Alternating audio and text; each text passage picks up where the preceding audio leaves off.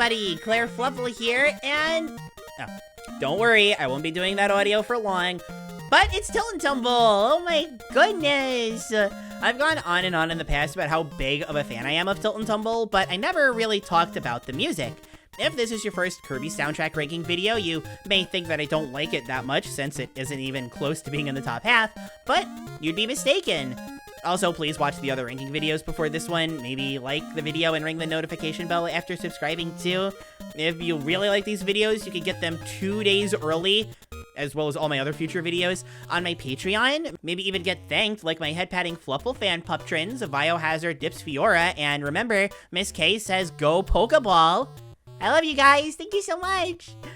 Tilt and Tumble is a very interesting game to look at in many different ways. It's the only Game Boy Color Kirby. It has those gyro controls. Kirby goes when dying, just fascinating stuff. That first point is very relevant to what we're talking about though, since it impacts the music. I'm not the biggest fan of 8-bit music, but somehow, someway, the Game Boy Color really does it for me. I wish there were more Game Boy Color games so I could appreciate more of the music. My personal favorite soundtrack on the GBC goes to Pokemon Crystal. There's nothing wrong with Gold or Silver, I just want to pick one game, work with me here, but Tilt and Tumble really isn't very far behind. And if you've been watching these videos, you can start putting pieces together, I'm sure, but the delight is in the details. This soundtrack is just so much fun. Minus the cave levels, which go for something a bit more somber, this is a soundtrack full of energy. Something that I find interesting, though, is the way the music uses that energy.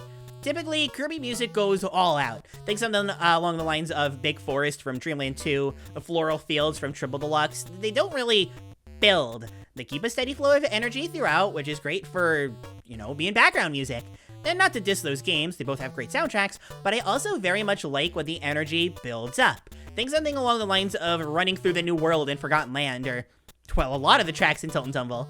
The opening level is a great example of this. Starts out very slow, but still upbeat. Sounds like Kirby, all is right in the world. A little while in though, things start to speed up, and it leads into this addictively catchy ending that loops perfectly back to the start.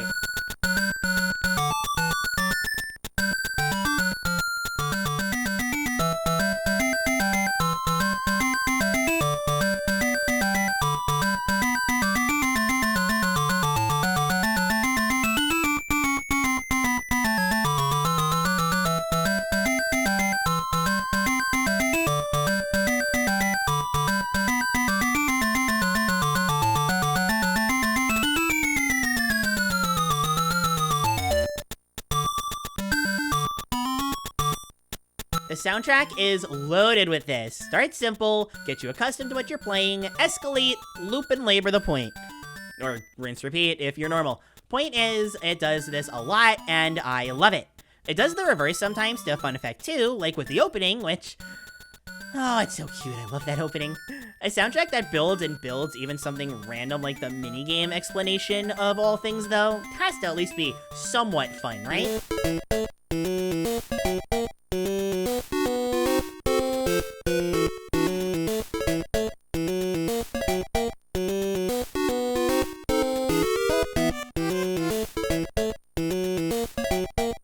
Music winds up standing out like a sore thumb because of that, but I don't know, I kind of like it. This high energy soundtrack that works to excite you and give you a good time calms down a bit during the slower sections of the game. It fits in the effect of, whoa, listen to this crazy, cute, and high energy music! When you exit a cave, hits even harder because of that. Good stuff.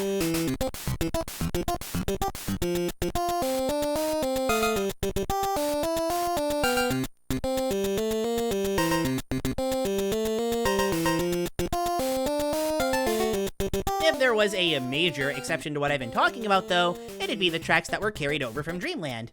And see, I can actually talk about these because these were actually remixed. Tilt and Tumble specifically is a big factor in why I don't talk about the music that wasn't remixed at all. This little bit of extra effort goes such a long way, especially in a game with music as high energy as Tilt and Tumble, borrowing tracks from a game with music as, I don't know, low-key as Dreamland. I don't know actual music terms, but low-key sounds like one, so If it is, don't get this stuff confused, okay?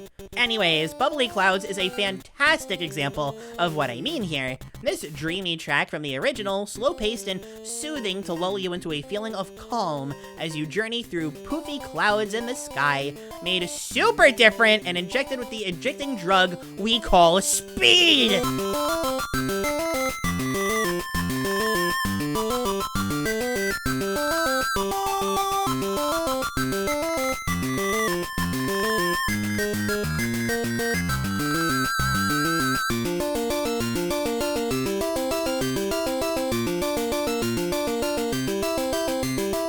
Other tracks, like the boss theme and Green Greens, get this treatment too. And you can certainly hear it. It's not the craziest Green Greens ever, but certainly higher energy than Dreamland's. But Bubbly Clouds got it the most, in my opinion, and it got it the best. What's really neat about Tilt and Tumble, though, is specifically when the soundtrack isn't high energy, or at least not as high energy. I talked about the cave music already, which is great, but to complement the tracks are the oddly comforting ones. If you play Dream Buffet, then this one should sound familiar to you, but the air balloon music, listening to it, I feel like I'm melting into my seat. It's so comforting, like I can just wash away everything around me. It does play for the first time above an ocean, so I guess that part technically makes sense, but still, very calming, while still being the upbeat Kirby music we all know and love.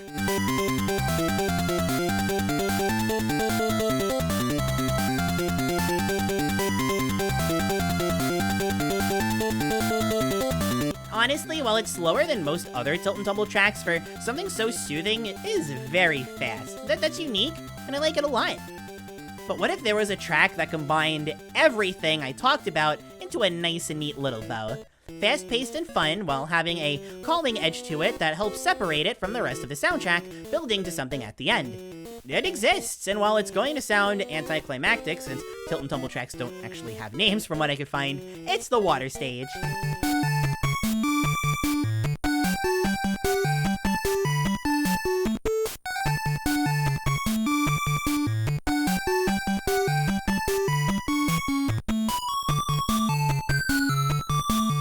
There's something indescribable about the way this one makes me feel, but I'll try to talk about it. That's why you're here, right? Well, it makes me feel good, I can say that much, but I think it's that slow start. Still having that distinct Tilt and Tumble feeling to it, transitioning into a slightly more energetic melody that's equally calming. It's not the fastest, it's not the calmest, but it strikes such a perfect balance and never fails to lighten my mood.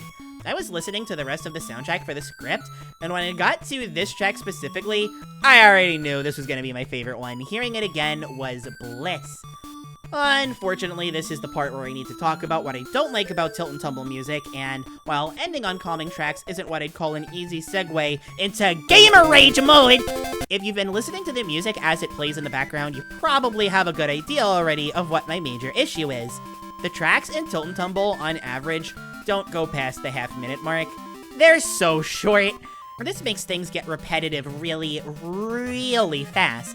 The soundtrack has solid variety, and there's a decent amount of tracks, but Block Ball, this ain't. You get about half a dozen unique tracks for stages, and power-ups, and boss fight music, nifty minigame tracks, and about it.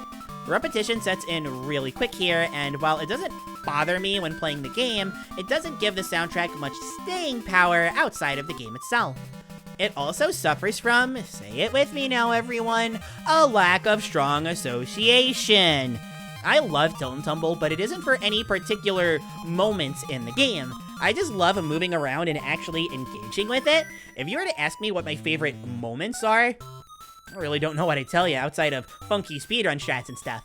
It's not a game that has many individual moments, and because of that, the soundtrack suffers just enough. I know it sounds weird when I say it like that, but if you're this far in to the series, you've either heard this ramble before, or you like the video enough to watch the others where I explain in more detail about what the heck I'm talking about. Please watch those other videos I pick of you, please, please, please. Tilt and Tumble is also a lot like Block Ball, where the music itself is really, really good, but has one big flaw and a lack of good association holding it back. I give the edge to Tilt and Tumble because, well, I mean, I like the soundtrack more, who'd have thought I ranked it higher, but it sounds so disingenuous because we're only 10 days into the month. This is a great selection of tunes, and I listen to them regularly, despite my issues. This is another thing that I'll say a million times if I have to, but Kirby music, at least for me, sets a really high bar. I like the other soundtracks more, but I still love the Tilt and Tumble music. Speaking of the other soundtracks, though, you know what time it is. I've got work to do. So, until I see you all again, I have been Klaire. Thank you all so much for watching, and I will see you around. Bye-bye!